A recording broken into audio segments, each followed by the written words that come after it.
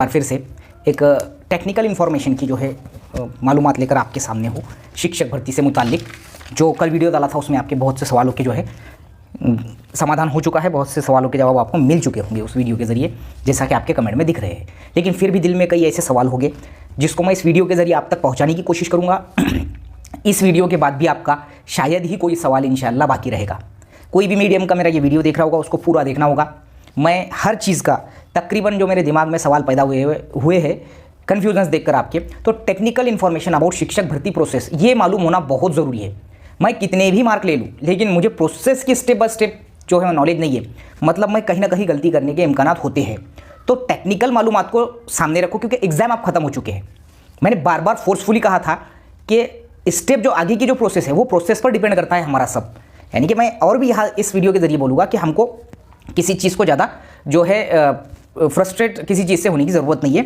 आगे की स्टेप्स तय करती है कि एक्चुअल में हमारे साथ क्या होना है। ठीक है, मेहनत हमने करे वो सिला भी हमको इंशाल्लाह मिल जाएगा। सबसे पहली चीज़, और जो सीटेट 2023 पास हुए हैं उनके लिए भी ये खुसूसन वीडियो बहुत जो है अहमियत वाला साबित होगा। सीटेट 2022-23 पास होने वालों के लिए दिल की अमीर गहराइयों से मुबारकबाद। मैंने पहले ही बोला था कि ऐसा मौका शायद ही इसके बाद कभी इतिहास में मिलेगा शिक्षक भर्ती में, क्योंकि अपीयर को चांस मिलना ये बहुत किस्मत की बात है। उसको गनीमत जानकर आपने जो भी पास आउट हुए होंगे उन तमाम के लिए मुबारकबाद दिल की अमीर गहराइयों से, from the depth of my heart. और जो पास नहीं हुए हैं तो नेक्स्ट टाइम ऐसी कोई खास बात नहीं है कि भाई जो पास नहीं हुए हैं तो वो एकदम हार चुके हैं। उनके भी लिए बहुत मौके हैं इंशाल्लाह ज़िंदगी में, वहाँ पर भी हम अपने हुनर को आजमा कर इंशाल्लाह कामयाबी हासिल कर सकते हैं। फिर से एक बार मुबारकबाद सीटीईटी 2022-23 वालों को। ये सिर्फ पास होने की खुशी में नहीं बल्कि ये उस खुशी में है जिसका हम बोलते ना, जिसको हम कि जो हम गुमान में नहीं रखते, कि गुमान भी नहीं रहता, जहाँ से वहाँ से रिस्क देने का अल्लाह ज़रिया बनाता। इसकी तंतोतंत मिसाल जो है यहाँ पर साबित होती है। इसकी एग्जाम्पल यही है। लास्ट मोड पर तुमको चांस मिल जाना, एकदम एंड पॉइंट पे, और उसमें पास भी हो जाना अपन सीटेट में, और टेट में भी चांस मिल जाना, और टेट के भी मार्क्स वार्क्स का तो छोड़ दो, वो मेरिट लिस्ट पर तय होगा। बहुत बड़ी बात है जब तुम अपॉइंट होंगे, जब तुमको पता चलेगा। बाकी तो हमारे जो दोस्त लोग हैं पिछले 5 साल से इंतजार कर रहे थे वो भी है ही। चलो आगे चलते हैं। तुम्हारे सवालात के बिना पर मैंने मेरे जो दिमाग से जो चीज़ें यहाँ पर पॉइंट टू पॉइंट लिख के रखा है वो मैं बताऊँगा। सबसे पहली चीज़, तरजीह किसको दे चॉइसेस में। देखो प्रेफरेंसेस लॉक करेगी तुम, तो तुम तरजीह किसको देना, किसको प्रेफर करना तुमने, ये तुम्हारे दिमाग में सवाल है। अब मैं अगर इसको बोलूँ, अगर सबसे पहली चीज़ तो मुझे ऑप्शंस कितने आते हैं ये बहुत डिपेंड करता है on the basis of my caste. जो भी तुम्हारी ओपन है, ईडब्ल्यूएस है, ओपन की महिला है, ओपन का भूकंपग्रस्त है, प्रकल्पग्रस्त है, माजी सैनिक है, प्योर ओपन है। ठीक है, इसके बेसिस पे तुम्हारे जो आईडी और पासवर्ड जो तुम्हारा बनाया रहता पोर्टल के रजिस्ट्रेशन का उस पर आए। अब तुम्हारे दिमाग में अगर सवाल ये आता है कि भाई नहीं मुझे जिला परिषद मेरी बहुत जो है बेस्ट रहेंगी, उसके हिसाब तुम्हारा दिमाग अगर बताऊंगा तो जिला परिषद को तरजीह देना है। अगर तुम्हारा डीएड है और ग्रेजुएशन है तो तुमको पहली से 8वीं के ऑप्शन आएंगे, दोनों सीटेट अगर तुम टीईटी पास होंगे तो। अब एक ऐसा मैं मिसाल के तौर पे दे रहा कि तुमको आगे वहां पर 30 ऑप्शन मिसाल के तौर पे, तो 30 ऑप्शंस में से सबसे पहली चीज उसमें सिलेक्ट करना है कच्चे रफ कागज पे पहली से 5वीं के कितने आए। ठीक है, जिला परिषद, नगर पालिका, महानगर पालिका के 30 आ गए तुमको, पहली से 5वीं के कितने आए और छठी से 8वीं के कितने आए ग्रेजुएशन के बेस पर। अब यहां पर बात आती है कि पहली से 5वीं पर जो आए हैं उसमें जिला परिषद के कितने हैं और नगर पालिका के कितने हैं, मनपा के कितने हैं। एक कोई शख्स है, तुम है, तुम्हारे जिले में तुम रहते, एक शहर है जैसा अपना, एक जैसा कोई भी एक बोलो पूसद है, एक कोई शख्स पूसद में रहता है, उसको ऑप्शंस आ गए। वो 30 ऑप्शंस में से तकरीबन उसको जो है 12-15 जिले मिल गए, 12-15 जिले के समझो उसको ऑप्शंस आ गए वो 30 ऑप्शंस में से, यानी कि नगर पालिका और जिला परिषद मिलाकर। ठीक है, अब उसमें ऐसा समझ लो कि नगर पालिका के 5 से 10 आ गए और महानगर पालिका के 4-5 आ गए और जिला परिषद के 15 आ गए। अब वो सबसे पहले अगर उसको उसके इलाके में जिला परिषद, अगर उसके इलाके में जिला परिषद ऑप्शंस में से जो भी होगा, मिसाल के तौर पे उसके यवतमाल जिले में नहीं है जिला परिषद में वैकेंसी उसकी, तो उसके बाजू का जिला वो देखेगा। अगर उसको बाजू का जिला नहीं देखना है, नगर पालिका देखना है, तो उसके जिले की नगर पालिका उसको आई क्या वो देखना है और फिर नगर पालिका डालना है। ठीक है, अगर उसको नगर पालिका भी नहीं आई, नजदीक की दूर की आ गई महानगर पालिका, जैसा कि अगर यवतमाल को लगता है नजदीक महानगर पालिका सबसे कौन सी है, नांदेड़ है सिर्फ, अगर उसको नांदेड़ का ऑप्शन आता है, तो अगर उसको जिला परिषद में मिसाल के तौर पे ऐसा समझ लो कि जिला परिषद गढ़चिरौली आता है, उसको जिला परिषद नासिक आ जाता है, जिला परिषद उधर से जलगांव आ जाता है। अब वो सोच में पड़ जाता है कि मैं क्या करूं, जंबलिंग करूं, तो उसने सीधा सीधा फिर नगर पालिका नजदीक के डाल देना, या फिर नगर पालिका भी दूर है, अगर समझो उसको नगर पालिका कोई वाशिम में मिल गया, उसको नगर पालिका कोई समझो इधर से कोई इलाके की मिल गई, या यवतमाल जिले में उसके इलाके में ना मिलते हुए शहर यवतमाल में मिल गई, कोई अरनी नाम का तालुका है वहां पर मिल गई, तो वो रहेगा। ठीक है, तरजीह किस बेस पे दी जाती। देखो जिला परिषद का थोड़ा जो है जब अपॉइंटमेंट मिलता तो वह इंसान जो है बहुत सिस्टमैटिकली जो है काम होता है। यानी कि सिस्टमेटिकली, यानी वहाँ पर तुमको बहुत तरतीबवार जो है अपॉइंटमेंट मिल जाता है इजी गोइंग में। अब नगर पालिकाओं में ऐसा रहता है कि भाई तुम्हारा जब अपॉइंटमेंट होता है तो तुमको वहाँ जाकर जो भी चीज़ें नगर पालिका महानगर पालिका का प्रोसेस थोड़ा स्लो होता है, ठीक है। तो वो हिसाब से, लेकिन फिर भी अगर अपना शहर वाले जनरली क्या करते, उनको शहर पसंद रहते तो वो जिला परिषद नहीं देते। शहर में तुमको रहना पसंद है, पूरी लाइफ निकालनी है तो नगर पालिका महानगर पालिका दो। अगर तुमको जिला परिषद पसंद है, अगर जिला परिषद बेस्ट रहेंगी अगर तुम्हारे हिसाब से, तो जिला परिषद दो, ठीक है। ये चीज़ है, तो ये बेसिस पे उसको तरजीह देना है, ना कि ये बेस पे कि भाई ये अच्छा नहीं है, वो बुरा है, और वो बुरा है और ये अच्छा नहीं है, ये बेस पे तरजीह नहीं देनी है। तो तुमने महानगर पालिका नांदेड़ डाल दिए। अब यहाँ पर तुमको तरतीब तय करनी है, वो प्रेफरेंसेस में पहले नंबर पर क्या आना, सबसे ज़्यादा दूर वाला, सबसे आखिरी में, सबसे ज़्यादा नज़दीक वाला, सबसे ऊपर। लेकिन अगर तुम्हारे एक नंबर पे तुम्हारे से ज़्यादा मार्क अगर किसी को है और उसने अगर वो डाला होगा तो तुमको वो नहीं मिलेगा, तुम दूसरे पे आएंगे, दूसरे पे ज़्यादा है, तीसरे पे आएंगे, ऐसा लास्ट तक जाएंगे, ये बेस, ठीक है। नंबर 2 पर आता है सीटीईटी अपियर जो थे 2023 के, उनको टेट में चांस दिया गया था। तो ये जो अगर जनरली आम सवाल है कि सर एडिट का ऑप्शन मिलता है क्या प्रेफरेंसेस डालते टाइम, तो बिल्कुल भी नहीं मिलता है तुमको। हॉरिजॉन्टल तुम्हारी कास्ट, तुम्हारी सबकास्ट, तुम्हारा कोई एजुकेशनल क्वालिफिकेशन, अब ये लॉक हो गया 7 फरवरी से पहले जो तुमने टेट के फॉर्म में फाइनली सबमिट करे वही तुम्हारा अपॉइंटमेंट लेटर तक वही रहेगा, उसमें कोई चेंजेस नहीं हो सकता, ठीक है। ये बात है। अब तुम बोलेंगे कि सर 2019 में तो हमको बोला गया कि एडिट का चांस दिए थे, तो उसकी ये भी बात सुन लो कि 7 फरवरी 2019 को ईडब्ल्यूएस आरक्षण गवर्नमेंट ऑफ महाराष्ट्र ने लागू की थी। उस बेसिस पे ओपन वालों को ईडब्ल्यूएस में यस करने का चांस दिया गया था, इसके अलावा नहीं दिया गया था। ये बात ध्यान में रखो। तुम्हारी क्वालिफिकेशन, तुम्हारी डेट ऑफ बर्थ, तुम्हारे टोटल कास्ट सबकास्ट 7 फरवरी से पहले जो लॉक हो चुका है वो फाइनल है, उसके अलावा कोई चेंजेस तुमको चांस नहीं मिलेगा। तुम सिर्फ तुम्हारे आईडी पर जाकर प्रेफरेंसेस लॉक कर सकते हैं और उसकी भी certified copy with digital signature he final मानी जाती है, ड्राफ्ट कॉपी को माना नहीं जाता, ठीक है। एडिट का ऑप्शन किसी भी तरीके से दूसरे फैकल्टी में नहीं आता है। सीटीईटी 2023 वालों को जो पास आउट हुए, जो सिर्फ पास आउट हुए, तो उनके लिए चांस पॉसिबल है। अगर मेरा ये वीडियो देख रहे होंगे सीटीईटी 2023 वाले, तो उनके लिए बहुत चांसेस है कि भाई तुम्हारे पास आउट के मार्क डाल दो अब, और तुम्हारा क्या रहता तो वो सर्टिफिकेट नंबर या क्या बोलेंगे उसको, जो भी रहता है XYZ पासिंग मार्क डाल के परसेंटेज डाल दो, बस ये परसेंटेज था शायद सिर्फ। अब इसके बाद तुम्हारे दिल में ये सवाल आ रहा था कि सर चॉइस मिलने के बाद में पूरे अपने को चॉइस मिल गए, अब वो 30-40 मिले, 50 मिले, जितने भी मिले होंगे XYZ, इसमें से मुझे एक भी पसंद नहीं है, या फिर ऐसा मिल गया मुझे जो बहुत दूर था, जैसा कि पहला तुमने जो बोले थे उसके जगह तुमको 20वां मिल गया, तो सर यहाँ मुझे स्किप करने का कोई चांस है क्या? तो ये गवर्नमेंट भर्ती है, ये गवर्नमेंट की जॉब है, तुमको प्रेफरेंसेस इसीलिए दिए जा रहे हैं कि भाई तुम प्राधान्य तो किस चीज़ को देना चाहते, तो उस तुम्हारे प्राधान्य में तुम्हारा वो 20वें नंबर का भी ऑप्शन था, ठीक है। अब तुमको आ जाते हैं 50 ऑप्शन, और तुमको ऐसा लगता है भाई ये 10-15 जो ऑप्शन है मेरे काम के नहीं है, मुझे नहीं जाना वो रत्नागिरी, रायगढ़, कोई दूर अगर अपने इलाके से विदर्भा से है, या कोई मराठवाड़े से, कोई पश्चिम महाराष्ट्र वाले को, या कोई कोकण वाले को यवतमाल के ऑप्शन आ गए, वो गढ़चिरौली के आ गए, तो वो क्या सोचेंगे भाई ये तो मुझे डालना ही नहीं है। तो यहाँ दिमागदारी ये होती है कि उन ऑप्शंस को डायरेक्ट वहाँ से कैंसिल कर दो, 50 आए तो 30 डालो, 20 कैंसिल मार दो, लेकिन ये अपना रिस्क रहता। मुझे नौकरी की ज़रूरत नहीं है, ऐसा तुम्हारा मान्य हो जाता फिर वहाँ कि भाई मैं कोकण वगैरह में जाना नहीं चाहता, खुदा ना खास्ता वो 30 ऑप्शंस में से तुमको अगर कुछ नहीं मिला डाले बाद भी, तो फिर अपने हाथ से नौकरी गई, ऐसा समझ लेना पड़ता। लेकिन 30 में से जनरली मिल जाता, क्योंकि मेरिट लिस्ट यूं भी डाउन आती है, ठीक है। चॉइस मिलने के बाद स्किप करने का, इनकार करने का कोई ऑप्शन नहीं होता भाई, वो गवर्नमेंट जॉब है, गवर्नमेंट की नौकरी है, ठीक है। अब मैंने बोला कि टेट की इन्फॉर्मेशन ही फाइनल होती है। कास्ट वाले आमतौर पर पूछते हैं भाई हमने तो कास्ट सर्टिफिकेट यस कर दिया, लेकिन हमारे पास कोई मसला नहीं है, कास्ट सर्टिफिकेट बताना होता है, वैलिडिटी तुमको लाने का चांस देता है।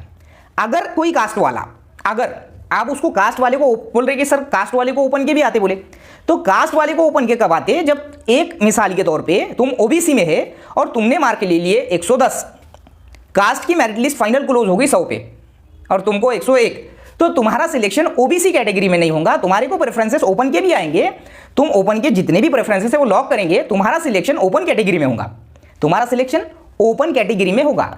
मैं ये बोल रहा हूं कि दोनों तरफ हाथ तुम्हारे रहते, कोई भी कास्ट वाला ये मेरा वीडियो देख रहा होगा, प्योर ओपन छोड़ दिया जाए तो ईडब्ल्यूएस से लेके नीचे जितनी भी कास्ट है वो तमाम की तमाम अगर ओपन कैटेगरी की मेरिट लिस्ट क्रॉस करती है तो वो ओपन कैटेगरी में जाकर बैठ जाते हैं, उनको ओबीसी का सर्टिफिकेट या ओबीसी की वैलिडिटी या कास्ट की वैलिडिटी वहां मांगी नहीं जाती, क्योंकि उसका सिलेक्शन ओपन में होता है, ठीक है। यहां क्लियर है।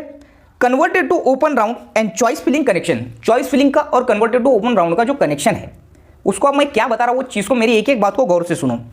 मसला यह है कि तुमको ऐसा लगता होगा कि भाई मुझे 30 ऑप्शन आए, मैं क्या करता एक डाल के छोड़ देता, एक ऐसा मैं मिसाल दे रहा, ठीक है। 30 ऑप्शन आए और अगले ना कन्वर्टेड टू जो है ओपन राउंड में मैं जो बैठ जाऊंगा। अब यहां पर सुनो, तुम है पहले तो 5-10 साल से खाली। अब इस चीज़ को अपन बोल रहे थे कि भाई अपने दिमाग में आता कि नहीं मैं तो कोई भी कोने में, महाराष्ट्र के आखिरी कोने में भी जाकर कर देता, और जैसा तुम्हारा यहाँ दिमाग आता तो यहाँ दिमाग चेंज हो जाता। मुझे नौकरी चाहिए क्या, ये चीज़ अगर तुम्हारे दिमाग में है, चाहे कहीं की भी हो, तो फिर तुम ये गवर्नमेंट जॉब का चांस छोड़ने को नहीं पड़ता। ठीक है, 30 ऑप्शन आ रहे हैं, मैं ये सोच कर कि भाई मेरे तो मार्क 110 120 है, मैं क्या करता, नेक्स्ट राउंड में लग जाता। अब यहाँ तुमने एक ऑप्शन डालकर छोड़ दिए, और एक तो सबसे बड़ी गलती ये तो करो ही मत, जिंदगी भर पछतावा होगा कि भाई बगैर ऑप्शन डाले छोड़ देने का, नहीं देखेंगे converted to open round. Reference दे रहा हूं मैं 2017 का, 2017 में ऐसा करे जिन्होंने भी, तो कन्वर्टेड टू ओपन राउंड के नीचे लिख कर आ गया कि इससे पहले जिसने भी एक भी ऑप्शन फिल नहीं किया था उसको इस कंपटीशन से बाद कर दिया जाता है। खत्म, काम हो गया, फायदा हुआ। तो एक तो भी ऑप्शन डाल के छोड़ना पड़ता। अब यहां पर मसला यह है कि भाई तुम नासिक के है, तुम बंबई के है, तुम कोई नांदेड़ के है, तुम इधर के, तुमको भाई वो इलाका छोड़कर जाना ही नहीं है, और ये तुम्हारा रिस्क है कि भाई मैं ये रिस्क लेने को तैयार हूं कि भाई मुझे ZP नगर पालिका दूर दराज के होना नहीं, मैं कन्वर्टेड टू ओपन राउंड में ये जो मेरे शहर में लगूंगा, तो फिर तुम रिस्क ले सकते। अगर तुम्हारे पास 5-7 साल से जॉब नहीं है, हम रोने रो रहे थे कि शिक्षक भर्ती कब होगी, जब हो रही है, जब तुमको 50 ऑप्शन आ रहे हैं और तुम डालकर छोड़ रहे किसी के बोलने पर कि भाई देखेंगे। 6 अगस्त 2001 का GR कहता है, 6 अगस्त 2001 का मुंबई हाईकोर्ट का निर्णय कहता है कि जिस भी माइनॉरिटी इंस्टीट्यूशंस पर SC ST NTC ऐसी जो भी माइनॉरिटीज में जो कास्ट अवेलेबल होती नहीं है, उनकी जगह प्योर ओपन में कन्वर्ट कर दी जाए। बिल्कुल होती है। इसी बेसिस पे 2019 में 27 दिसंबर 2019 की लिस्ट यही बेसिस पे लगी थी, इसमें कोई शक नहीं है। लेकिन भाई जरा उनको पूछो तुम कि तुम कन्वर्टेड टू ओपन राउंड के लिए तुमने जितने चक्कर मारे पुणे को, वो चक्कर अपन बाद में उनका साथ दे सकते क्या, क्योंकि 2019 में उनका साथ नहीं दिए लोगों ने। ठीक है, तो कन्वर्टेड टू ओपन राउंड के लिए उतने चक्कर पुणे को मारना पड़ते हैं। ये बात दिमाग में रखो कि कन्वर्टेड होंगी, लेकिन कन्वर्टेड के लिए उतनी जो गारंटी हम ले नहीं सकते। अगर तुम उसके लिए मेहनत करते होंगे, पाठ पुरावा करते होंगे तो बिल्कुल। इसलिए जितने ऑप्शन आ रहे बिस्मिल्लाह बोल के डाल दो। अगर तुमको कोकण पश्चिम महाराष्ट्र नहीं हो रहा तो वहां के ऑप्शन मत डालो, बस अपने इलाके के पूरे डाल दो, मराठवाड़ा विदर्भा और वो साइड के। ठीक है, क्लियर है।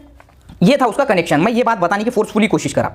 अब 31 मार्च से पहले देखो, पहले एडवर्टाइजमेंट जहां क्लोज हो जाती फॉर्म फिलिंग, तो वहां उस तक के डॉक्यूमेंट्स होना जरूरी था। लेकिन बाद में एक टिप आई जब CTET अपियर वालों को चांस दिए, तो उसमें बताया गया कि भाई अब तुम 31 मार्च से पहले तुम्हारे डॉक्यूमेंट, अब अगर तुम्हारा डॉक्यूमेंट 31 मार्च के बाद इशू हुआ दिखा, मिसाल के तौर पे तुम्हारा कास्ट सर्टिफिकेट, मिसाल के तौर पे तुम्हारा EWS महिला वगैरह वगैरह वगैरह 31 मार्च के बाद का वेरिफिकेशन में इशू हुआ दिखा, तो मैं अभी भी बोल रहा हूं कि तुमको वो बात करेंगे। ये बात पक्की है, बहुत सीरियस इशू है, अभी भी बोल रहा हूं मैं।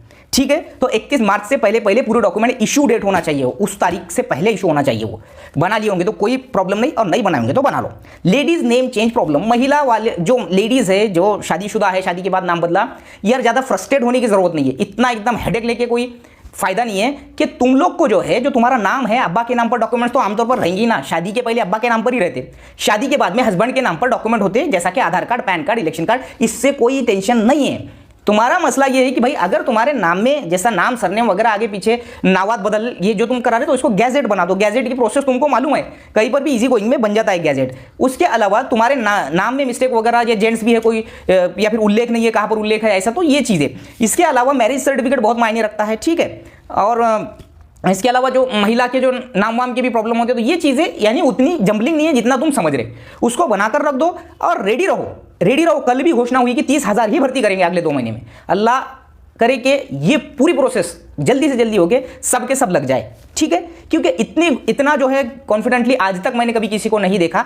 मैं अभी भी बोल रहा हूँ, मैं ये बात मुझे बहुत कमाल लग रही है कि इतने शिक्षक भर्ती को कंटिन्यू घोषणा करके एग्जाम लेने वाले मैंने ये पहली बार देखा। ये पिछले 10-12 सालों में नहीं हुआ था। 2010 के बाद से बहुत तड़प गए थे बच्चे मछली की तरह बगैर पानी के।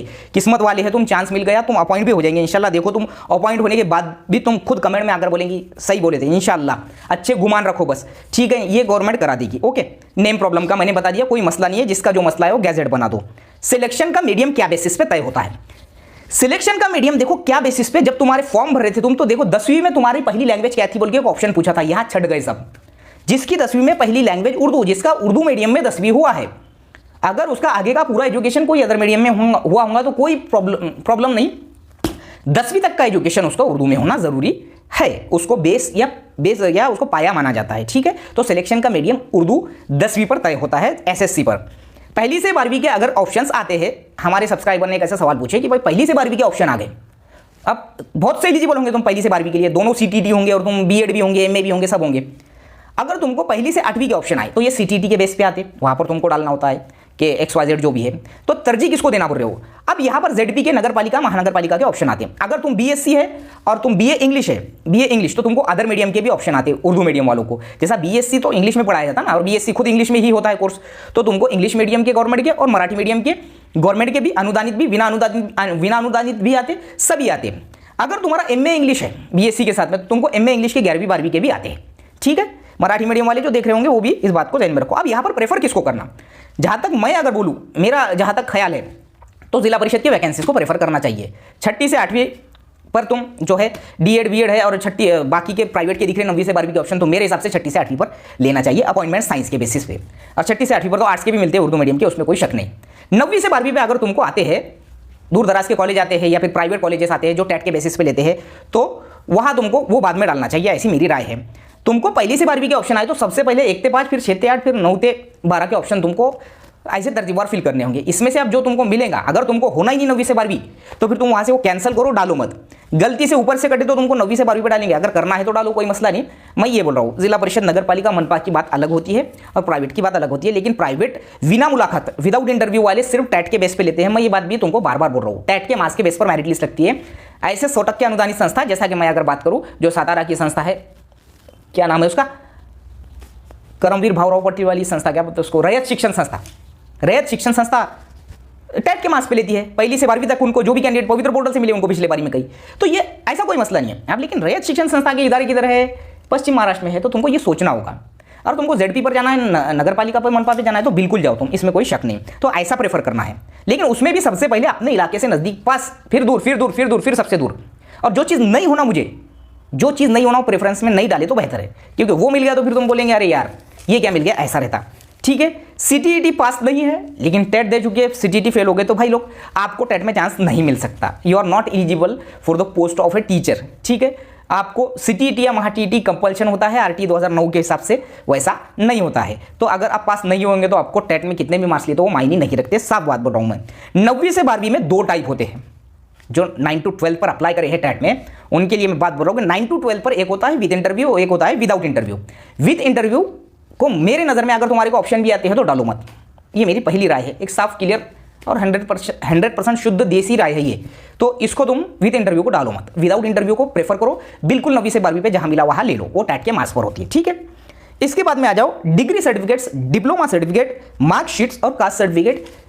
These all documents are the very important part of your appointment letter process, your appointment process. तुम्हारे अपॉइंटमेंट लेटर का बनना यहाँ वेरिफिकेशन पे तय है। देखो, जिसका भी सिलेक्शन, जिसने भी वहाँ फॉर्म में पूरी क्वालिफिकेशन डाला होगा, वो एक एक डॉक्यूमेंट्स आपको, कास्ट सर्टिफिकेट वगैरह वगैरह सब तैयार रखने होंगे। ठीक है, अगर आपका ओपन में भी सिलेक्शन होता है तो वहाँ कास्ट सर्टिफिकेट कम से कम बताना तो होगा ही, वैलिडिटी नहीं लगेंगे आपका ओपन में होता है तो।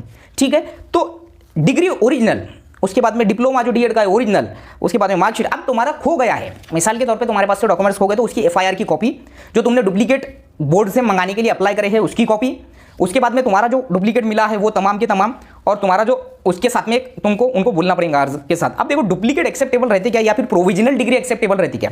अगर मैं 2019 की बात करूं, सिलेक्शन के वक्त में जब बोला गया था, तो देखो ऐसा तुमको हकाल देंगे ऐसा नहीं बोल रहा मैं, लेकिन जड़गांव जिला परिषद में उनको मौलाना आज़ाद की डिग्री जो है बोलते, या कौन सी तो भी यूनिवर्सिटी, SRT यूनिवर्सिटी थी वो, या कोई यशवंतराव थी पता नहीं, उनको ऑन द स्पॉट वेरिफिकेशन में बोले थे, बोलते कि डिग्री नहीं है, हम आपको अपॉइंट नहीं कर सकते, डिग्री ओरिजिनल।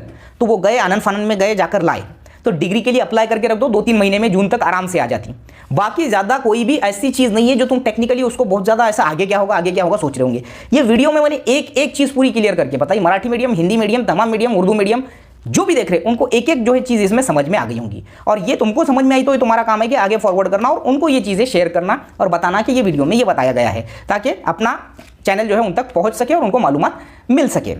अब रही बात दूसरे हिंदी मीडियम वाले पूछ रहे, सर जो भी हिंदी मीडियम वाले मेरा वीडियो देख रहे हैं, तो आती है भाई वैकेंसीज आती है आपकी भी, लेकिन प्रमाण बहुत कम होता है, क्योंकि हिंदी मीडियम महाराष्ट्र में उतना नहीं है जितना उर्दू और मराठी है। सबसे टॉप में मराठी, फिर उर्दू, सबसे ज़्यादा मराठी की, उसके बाद उर्दू की, और तीसरे नंबर पर शायद हिंदी की आती है, और चौथे नंबर पर बंगाली वगैरह जो ऑप्शन जो लैंग्वेज चलते हैं मीडियम यहाँ पर उसकी।